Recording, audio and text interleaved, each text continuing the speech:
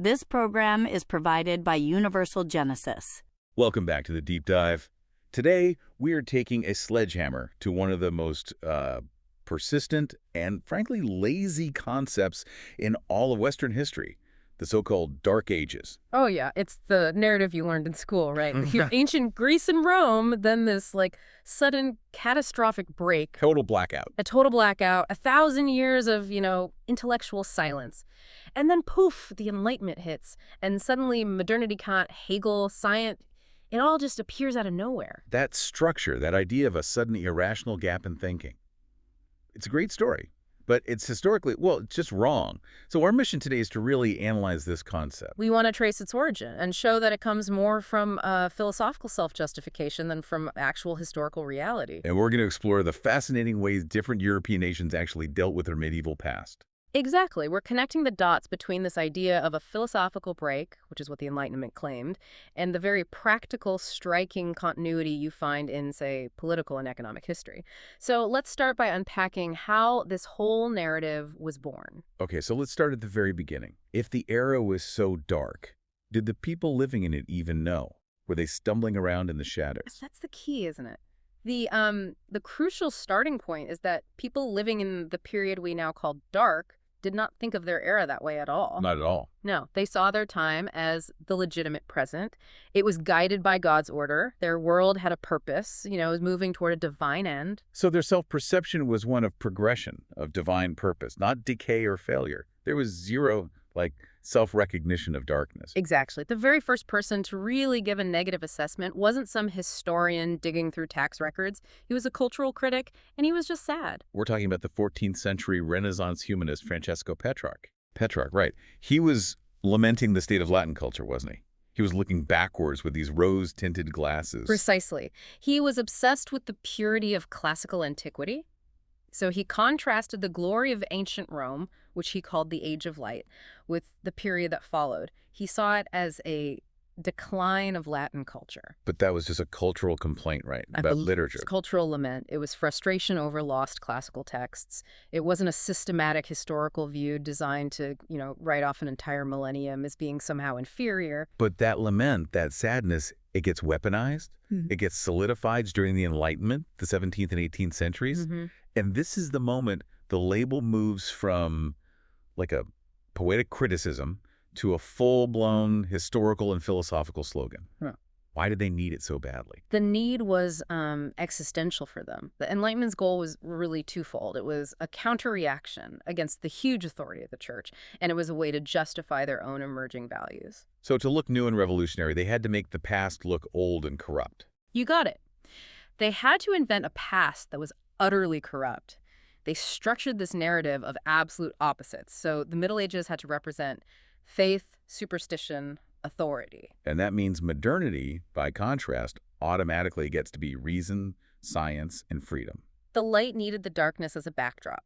And the best marketer for this whole story was, without a doubt, Voltaire.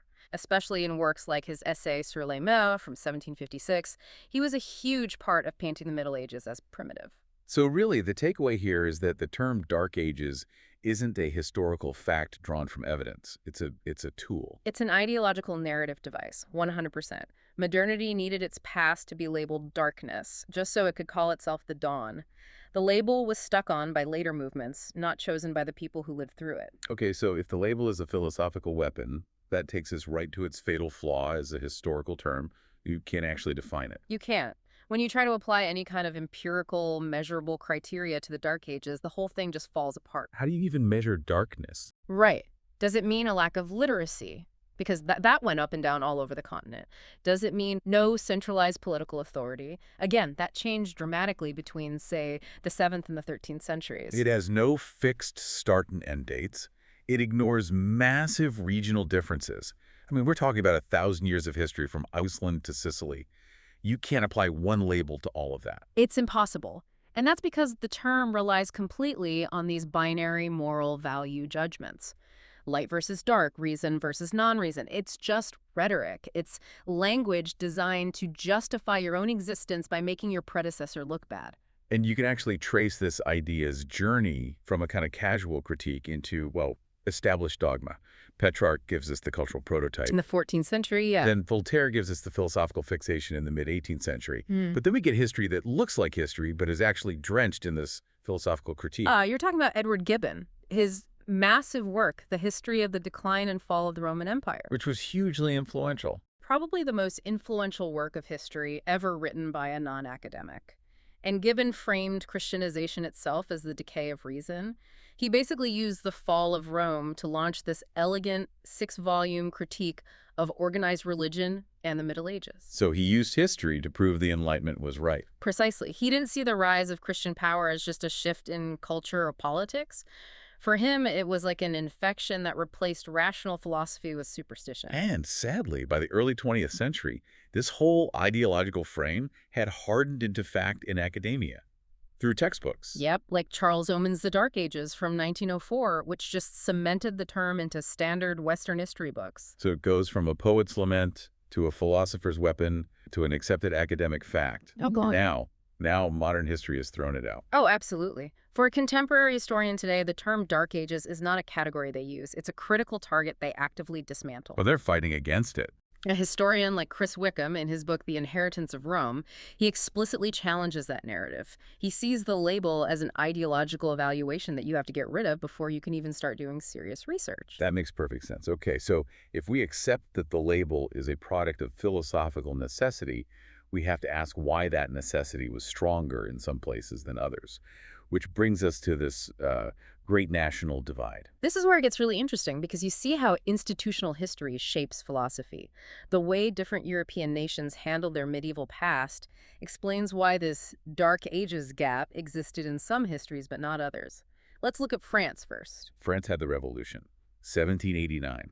They politically condemned the entire medieval era as the old regime, the toxic combo of the church and the aristocracy. And that political cut, that was preceded by an ideological one. Figures like Voltaire spent a whole century from the late 1600s making medieval theological thought seem not just wrong, but like totally ridiculous, obsolete. So they processed it ideologically for 100 years before the guillotines came out.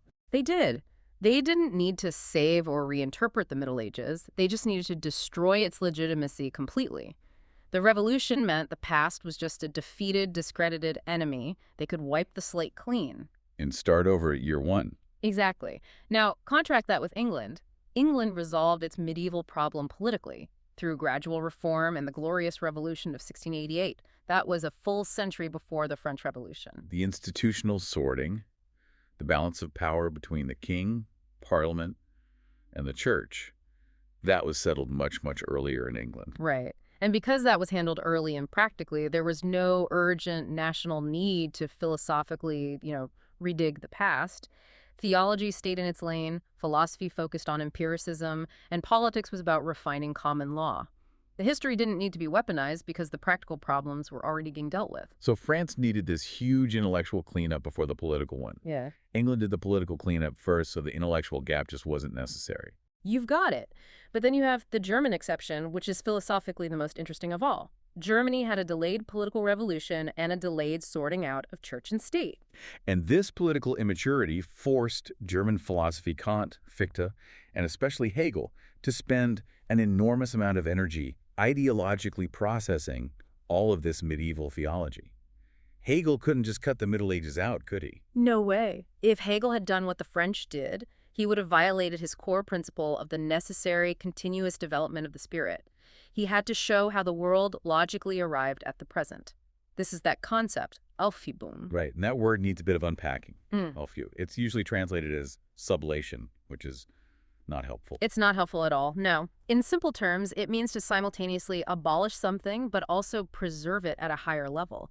Hegel couldn't just abolish theology, he had to integrate it into his new philosophical system. Okay, so how did he do that without calling it dark?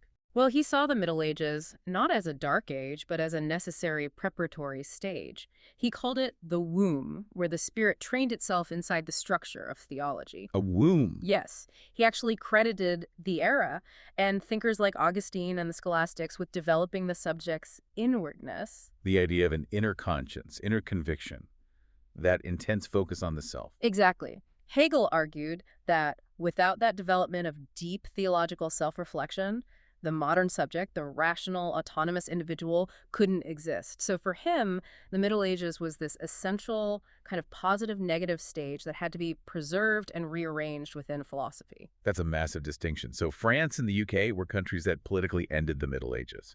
Germany was the country that had to philosophically reinterpret it. That's a great way to put it. The philosophical need for a dark age was a byproduct of how quickly or how slowly a nation sorted out its own political and theological identity. So let's leave the philosophical labels behind now. Let's shift to practical systems history. What does the evidence, the political, the economic evidence say about this supposed absolute break between the medieval and modern worlds?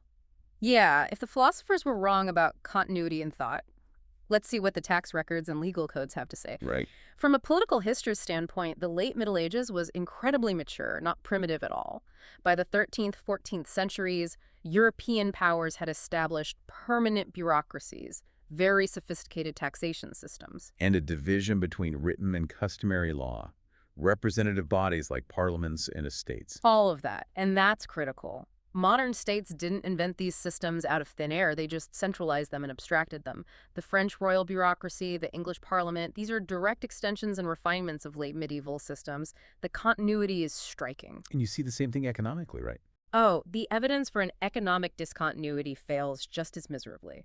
If you look at high finance credit, banking, international commerce, it reached an extraordinary level of sophistication in the late Middle Ages. We often forget that. We think of modern banking starting in, the 17th century. Yeah.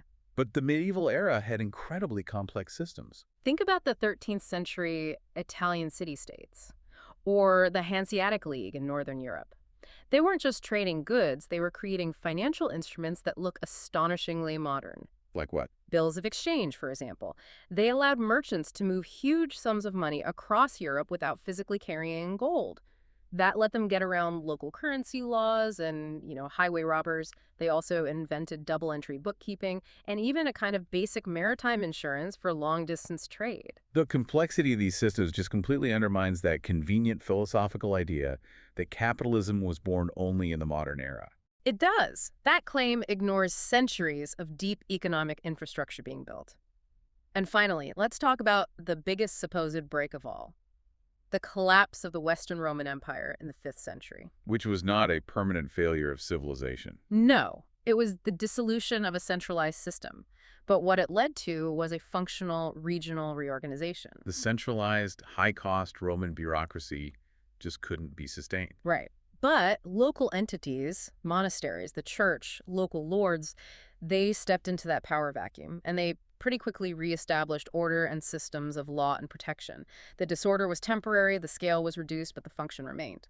And this is where the perspective has to shift entirely. The Roman Empire was exceptionally high cost and high maintenance. It relied on massive military spending and a constant flow of resources. Once expansion stopped, that system was economically unsustainable. Post-Roman Europe didn't fail to maintain the empire.